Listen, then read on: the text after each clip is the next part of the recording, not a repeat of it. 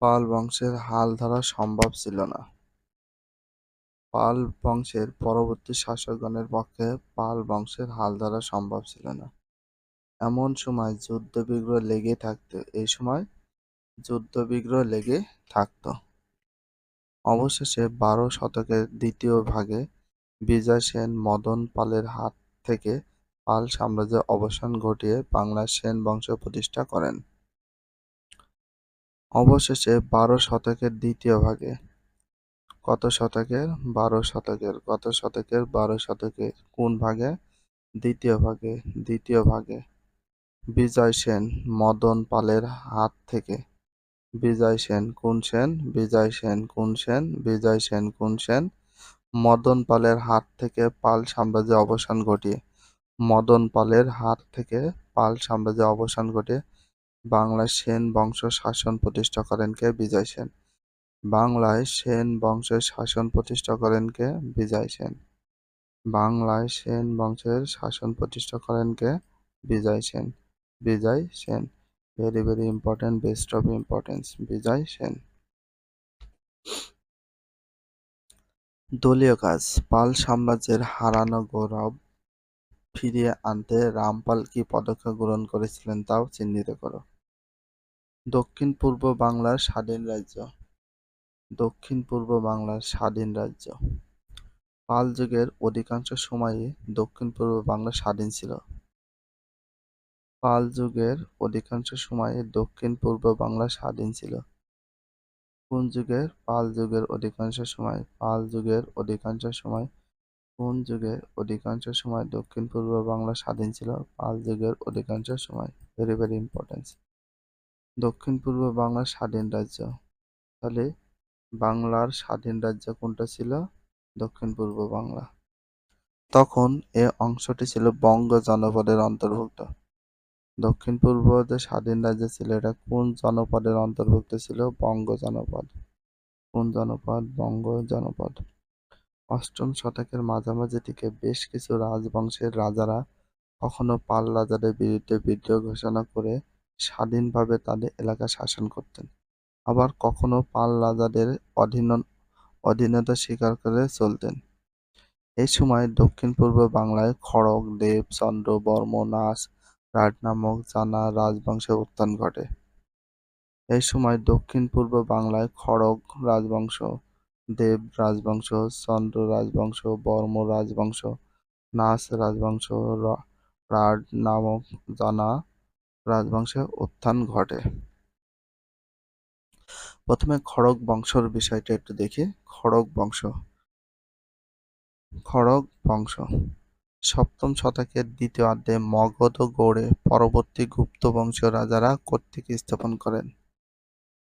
কত শতকের দিকে? সপ্তম শতকের দিকে। সপ্তম শতকের দ্বিতীয়ার্ধে মগধ আর গৌড়ে পরবর্তী গুপ্ত বংশের রাজারা, যে গুপ্ত বংশের রাজা ছিল সে গুপ্ত বংশের রাজারা কর্তৃত্ব স্থাপন করেন।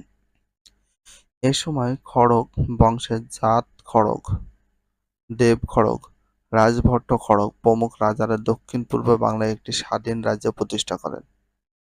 তাহলে এই সময় খড়গ বংশের জাত খড়গ, খড়গ বংশের ভিতর তিনটা রাজা ছিল, জাত খড়গ, দেব খড়গ, জাত খড়গ, দেব খড়গ, রাজভট্ট খড়গ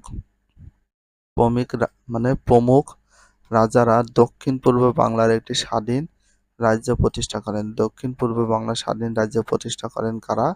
খড়গ বংশরা। কোন বংশ? খড়গ। যে জাত খড়গ, দেব খড়গ আর রাজভট্ট খড়গ, তিনটা রাজা। তাদের রাজধানীর নাম ছিল কর্মান্ত বাঁশকরা। কুমিল্লা জেলার বড় কামতার প্রাচীন নাম। তাদের রাজধানীর নাম ছিল কর্মান্ত বাঁশকরা। কর্মান্ত বাঁশকরা। কর্মান্ত বাঁশকরা। কুমিল্লা জেলার বড় কামতার প্রাচীন নাম এটা। তাহলে কুমিল্লা জেলার বড় কামতার প্রাচীন নাম ছিল কর্মান্ত বাঁশকরা। কর্মান্ত বাঁশকরা। খড়গদের আধিপত্য ভারতের ত্রিপুরা প্রদেশ এবং বাংলাদেশের নোয়াখালী পর্যন্ত বিস্তৃত ছিল। তাহলে খড়গদের আধিপত্য ভারতের ত্রিপুরা প্রদেশ পর্যন্ত, বাংলাদেশের নোয়াখালী পর্যন্ত, বাংলাদেশের নোয়াখালী পর্যন্ত বিস্তৃত ছিল। বাংলাদেশের কোন পর্যন্ত বিস্তৃত ছিল? নোয়াখালী পর্যন্ত। দেব বংশ। দেব বংশ কত শতকে? অষ্টম শতকের দিকে। কত শতকে? অষ্টম শতকের শুরুতে বৌদ্ধ ধর্মাবলম্বী দেব বংশের উত্থান ঘটে। দেব বংশের উত্থান ঘটে কত শতকে? অষ্টম শতকে। কত শতকে? অষ্টম শতকে দেব বংশের উত্থান ঘটে। উত্থান মানে নতুন করে রাজবংশ শুরু হয় দেব বংশ নামের। দেব বংশের উত্থান ঘটে। দেব বংশরা কোন ধর্ম অবলম্বন ছিল? বৌদ্ধ ধর্ম অবলম্বী ছিল। দেব বংশরা বৌদ্ধ ধর্ম অবলম্বী ছিল। এ বংশের 4 জন রাজার নাম পাওয়া যায়। দেব বংশের কয়জন রাজার নাম পাওয়া যায়? 4 জন রাজার নাম পাওয়া যায়। দেব বংশের কয়জন রাজার নাম পাওয়া যায়? 4 জন রাজার নাম পাওয়া যায়। এটা ভেরি ভেরি ইম্পর্টেন্ট। এরা হলেন শ্রী শান্তিদেব, শ্রী শান্তিদেব, শ্রী শান্তিদেব, শ্রী বীরদেব, শ্রী বীরদেব, শ্রী বীরদেব, শ্রী আনন্দদেব, শ্রী আনন্দদেব, শ্রী ভবদেব, শ্রী ভবদেব।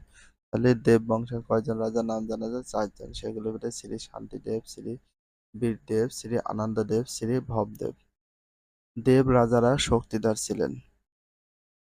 কোন রাজারা শক্তিধর ছিলেন? কোন রাজারা? দেব রাজারা। কোন রাজারা শক্তিধর ছিলেন? দেব রাজারা। কোন রাজারা শক্তিধর ছিলেন? দেব রাজারা শক্তিধর ছিলেন। তাদের নামের সাথে যুক্ত থাকতো বড় বড় উপাধি। যেমন তাদের নামের সাথে যুক্ত বড় বড় উপাধি: পরম সৌগত, পরম সৌগত, পরম ভট্টরক, পরম ভট্টরক, পরমেশ্বর, পরমেশ্বর, মহারাজাধিরাজ, মহারাজাধিরাজ। এইসব উপাধি থাকতো। দেব রাজারা খুব শক্তিধর ছিল। তাদের রাজধানী ছিল দেব পর্বত। দেব রাজাদের রাজধানী ছিল কোথায়? দেব পর্বতে। দেব রাজাদের রাজধানী ছিল কোথায়? দেব পর্বতে। কুমিল্লার নিকট ময়নামতির কাছে ছিল দেব পর্বত। কুমিল্লার নিকট ময়নামতির কাছে ছিল দেব পর্বত। দেব পর্বত কোথায় অবস্থিত ছিল? কুমিল্লার ময়নামতিতে। কুমিল্লার ময়নামতি, কুমিল্লার ময়নামতির কাছে দেব পর্বত। দেবদের রাজত্ব বিস্তৃত ছিল সমগ্র সমতট এলাকায়। আনুমানিক 740 খ্রিস্টাব্দ থেকে 800 খ্রিস্টাব্দ পর্যন্ত দেব রাজারা শাসন করে। এটা 60 বছর শাসন করে। কত বছর? 60 বছর শাসন করে। আনুমানিক 740 থেকে 800 খ্রিস্টপূর্বাব্দ পর্যন্ত দেব রাজারা শাসন করে। Very very important. কত সালে কত সাল পর্যন্ত দেব রাজারা শাসন করেন? ইতিহাস কিন্তু একটা ডিফারেন্স, একটু কঠিন মতো, তারপরে তোমাদের পড়তে হবে। পাল রাজাদের মতো দেব রাজারা ছিলেন বৌদ্ধ। পাল রাজারা যেমন বৌদ্ধ ছিল, দেব রাজারাও ছিল বৌদ্ধ ধর্ম অবলম্বী। কান্তি দেব, কান্তি দেব দক্ষিণ পূর্ব বাংলায় হরিকেল জনপদ নবম শতকে। দক্ষিণ পূর্ব বাংলায় হরিকেল জনপদে নবম শতকে একটি স্বাধীন রাজ্যের উদ্ভব ঘটে। দক্ষিণ পূর্ব বাংলায় হরিকেল জনপদে, কোন জনপদে? হরিকেল জনপদে। কত শতকে? নবম শতকে। কত শতকে? নবম শতকে। কত শতকে? নবম শতকে একটি স্বাধীন রাজ্যের উদ্ভব ঘটে। তাহলে একটি স্বাধীন রাজ্যের উদ্ভব ঘটে দক্ষিণ বাংলায়, দক্ষিণ পূর্ব বাংলায়। কোন বাংলায়? দক্ষিণ পূর্ব বাংলায়। কোন জনপদে? হরিকেল জনপদে। কত শতকে? নবম শতকে। এ রাজ্যের রাজা ছিলেন কান্তিদেব। তাহলে এ রাজ্যের রাজা ছিল কান্তিদেব। কি দেব? কান্তিদেব। দেব রাজবংশের সঙ্গে কান্তিদেবের কোনো সম্পর্ক ছিল কিনা তা জানা যায় না। বর্তমানে সিলেট কান্তিদেবের রাজ্যভুক্ত ছিল। বর্তমানে সিলেট কান্তিদেবের রাজ্যভুক্ত ছিল। তাহলে কান্তিদেবের রাজ্যভুক্ত ছিল কোনটা? বর্তমান সিলেট, বর্তমান সিলেট, বর্তমান সিলেট। Very very important. তার রাজধানীর নাম ছিল বর্ধমানপুর। কান্তিদেবের রাজধানীর নাম ছিল বর্ধমানপুর। কান্তিদেবের রাজধানীর নাম কি ছিল? বর্ধমানপুর। কি ছিল? বর্ধমানপুর। বর্তমান এ নামে কোনো রাজ্যের অস্তিত্ব নেই। এই সময় দক্ষিণ পূর্ব বাংলার চন্দ্র বংশ বলে পরিচিত নতুন এক শক্তি উদয় হয়। কোন বংশ? চন্দ্র বংশ নামে।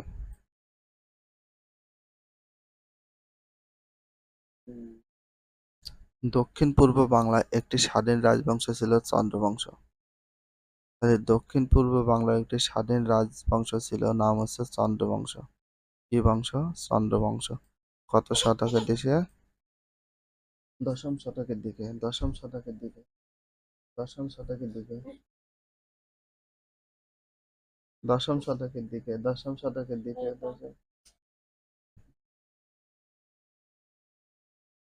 দশম শতকের দিকে। কত শতকের দিকে? দশম শতকের দিকে।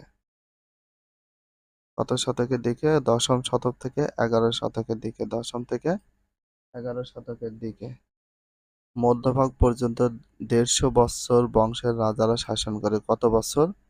150 বৎসর পর্যন্ত। কত বছর? 150 বৎসর পর্যন্ত রাজারা শাসন করে। 150 বৎসর পর্যন্ত রাজারা শাসন করে। কত বছর? 150 বৎসর পর্যন্ত। বাংলার একটি স্বাধীন রাজবংশ ছিল চন্দ্রবংশ। চন্দ্রবংশ দশম থেকে 11 শতক মধ্যভাগ পর্যন্ত 150 বৎসর পর্যন্ত রাজারা শাসন করেন। চন্দ্রবংশের প্রথম নৃপতি পূর্ণচন্দ্র। চন্দ্রবংশের প্রথম নৃপতি ছিল পূর্ণচন্দ্র। কে ছিল? পূর্ণচন্দ্র। Very very important. চন্দ্রবংশের প্রথম নৃপতি, নৃপতি মানে রাজা, ছিল পূর্ণচন্দ্র। তার পুত্র সুবর্ণচন্দ্র রোহিতগিরি ভূস্বামী ছিলেন। মানে পূর্ণচন্দ্রের পুত্র নাম ছিল সুবর্ণচন্দ্র। পুত্র মানে পূর্ণচন্দ্রের পুত্র ছিল সুবর্ণচন্দ্র। রোহিতগিরির ভূস্বামী ছিলেন। সুবর্ণচন্দ্রের পুত্র তৈলক্যচন্দ্রই এ বংশের সর্বক্ষম ক্ষমতা প্রতিষ্ঠা করেন। সুবর্ণচন্দ্রের পুত্র তৈলক্যচন্দ্র। সবচেয়ে শক্তিশালী রাজা ছিল চন্দ্রবংশের তৈলক্যচন্দ্র। তৈলক্যচন্দ্রই এ বংশের সার্বভৌম ক্ষমতা প্রতিষ্ঠা করেন। সার্বভৌম ক্ষমতা প্রতিষ্ঠা করেন কে? তৈলক্যচন্দ্র। কে করে? তৈলক্যচন্দ্র। তার উপাধি ছিল মহারাজাধিরাজ। তার উপাধি ছিল মহারাজাধিরাজ। কে ছিল? তৈলক্যচন্দ্রের উপাধি ছিল মহারাজাধিরাজ। Very very important. Trailokyachandra Harikela Chandradwip. Trailokyachandra Harikela আর চন্দ্রদ্বীপ মানে বরিশাল পার্শ্ববর্তী এলাকা, বঙ্গ, তারপর সমতট, অর্থাৎ সমগ্র পূর্ব দক্ষিণ পূর্ব বাংলার নিজ বংশের শাসন প্রতিষ্ঠা করেন। হরিকেল, চন্দ্রদ্বীপ, বঙ্গ, সমতট সবগুলো কে করে? তৈলক্যচন্দ্র।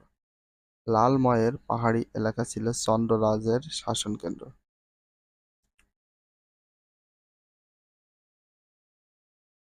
তাহলে চন্দ্র রাজাদের শাসন কেন্দ্র ছিল লালমাইয়ের পাহাড়ি এলাকা। লালমাইয়ের পাহাড়ি এলাকা। লালমাইয়ের পাহাড়ি এলাকা ছিল চন্দ্র রাজাদের শাসন কেন্দ্র। তাহলে চন্দ্র রাজাদের শাসন কেন্দ্র ছিল কোনটা? লালমাইয়ের পাহাড়ি এলাকা। Very very important. বেশিরভাগই প্রশ্ন। এ পাহাড় প্রাচীনকালে রোহিতগিরি নামে পরিচিত ছিল। এই পাহাড় প্রাচীনকালে কি নামে পরিচিত ছিল? রোহিতগিরি নামে পরিচিত ছিল। রোহিতগিরি নামে পরিচিত ছিল। আনুমানিক 30 বছর কাল 900 থেকে 930 তৈলক্যচন্দ্র রাজত্ব করেন। আনুমানিক তৈলক্যচন্দ্র কত বছর রাজত্ব করেন? 30 বছর। তৈলক্যচন্দ্র কত বছর রাজত্ব করেন? 30 বছর। সবচেয়ে ক্ষমতাধারী, প্রভাবশালী, সার্বভৌম ক্ষমতা প্রতিষ্ঠা করেন কে? তৈলক্যচন্দ্র। কত সাল থেকে কত সাল? 900 থেকে 930 খ্রিস্টাব্দ পর্যন্ত। তৈলক্যচন্দ্রের পুত্র শ্রীচন্দ্র ছিলেন চন্দ্র বংশের প্রতাপশালী শাসক। তৈলক্যচন্দ্রের পুত্র শ্রীচন্দ্র ছিলেন চন্দ্র বংশের প্রতাপশালী শাসক। তিনি পরমেশ্বর পরম ভট্টরাজ মহারাজ উপাধি ধারণ করেছিলেন। পরমেশ্বর পরম ভট্টরাজ, পরমেশ্বর পরম ভট্টরাজ মহারাজাধিরাজ উপাধি গ্রহণ করেছিল শ্রীচন্দ্র। তার রাজ্য দক্ষিণ পূর্ব বাংলা ছাড়াও উত্তর পূর্ব কামরূপ ও উত্তর গৌড় পর্যন্ত বিস্তৃত ছিল। বর্তমান মুন্সিগঞ্জ জেলার বিক্রমপুরে তিনি তার রাজধানী গড়ে তোলেন। বর্তমানে মুন্সিগঞ্জ জেলার বিক্রমপুরে তিনি রাজধানী গড়ে তুলেছিলেন। কোথায়? মুন্সিগঞ্জের বিক্রমপুরে। শ্রীচন্দ্র প্রায় ৪৫ বছর রাজত্ব করেন। শ্রীচন্দ্র কত বছর রাজত্ব করে? ৪৫ বছর। শ্রীচন্দ্র কত বছর রাজত্ব করে? ৪৫ বছর। কত বছর? ৪৫। কত থেকে কত সাল পর্যন্ত? ১৯৩০ থেকে ১৯৭৫। ১৯৩০ থেকে ১৯৭৫ সাল পর্যন্ত রাজত্ব করেন শ্রীচন্দ্র। ভিডিওটি এখানে শেষ করছি। যদি ভিডিওটি ভালো লাগে চ্যানেলে সাবস্ক্রাইব করতে হলে ফলো করে দিও, তার সাথে একটা লাইক এবং একটা কমেন্ট করে দিও। নেক্সট ভিডিও পাওয়ার জন্য অবশ্যই বেল আইকনটা অল করে রাখো, যাতে নিউ ভিডিও আপলোডের সাথে সাথে সর্বপ্রথম তোমাদের কাছে নোটিফিকেশনটা পৌঁছে যায়। If you love this video please subscribe my channel, like comment share, hit the bell icon for getting next video. So everyone take care, love you, আল্লাহ হাফেজ, বাই বাই।